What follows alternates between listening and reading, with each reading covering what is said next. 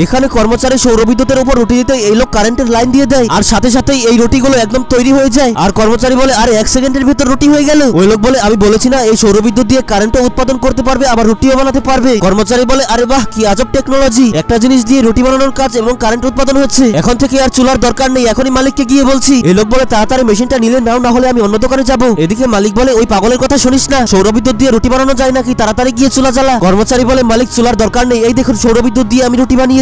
মালিক বলে আরে সত্যিই সৌরবিদ্যুৎ দিয়ে বানিয়েছিস? কর্মচারী বলে আমি জানতাম আপনি বিশ্বাস করবেন না, চলুন আমার সাথে। তারপর এসে বলে মালিক বিশ্বাস করছে না, একবার তাকে রুটি বানিয়ে দেখাই। এই লোক বলে ঠিক আছে তুমি রুটি লাগাও, আমি কারেন্টের লাইন দিচ্ছি। তারপর কারেন্টের লাইন দেওয়ার সঙ্গে সঙ্গে রুটি হয়ে যায়। কর্মচারী বলে ওস্তাদ দেখেছেন? মালিক বলে বাহ, তাহলে এখন থেকে আমাদের এত টাকা দিয়ে লাকড়ি কিনতে হবে না। ওই লোক বলে ভাই কিনলে কিনো, না হলে চলে যাবো। মালিক বলে কত টাকা দাম? ওই লোক বলে 20,000 টাকা। মালিক বলে চলুন আপনাকে টাকা দিচ্ছি। তারপর মালিক ওই লোকটাকে টাকা দিয়ে দেয়। তারপর কর্মচারী রুটি খেতে শুরু করে। মালিক বলে হ্যাঁ বল কেমন লাগলো খেতে? কর্মচারী বলে মালিক মনে হচ্ছে আমার শরীরে অনেক শক্তি চলে এসেছে। তখন মালিক হাত দিতেই শক খায়, বলে কারেন্ট কেন মারলো? তখনই ওয়েটার এসে বলে লাইট নষ্ট হয়ে গেছে, নতুন একটা নিয়ে আসবো। তারপর কর্মচারী লাইট হাতে নিতেই লাইট ধরে যায়। মালিক বলে আরে লাইট জ্বললো কি করে? কর্মচারী বলে আরে আমার শরীরে কি হলো? মনে হচ্ছে মালিক সৌরবিদ্যুতের রুটি খেয়ে আমার শরীরে কারেন্ট চলে এসেছে।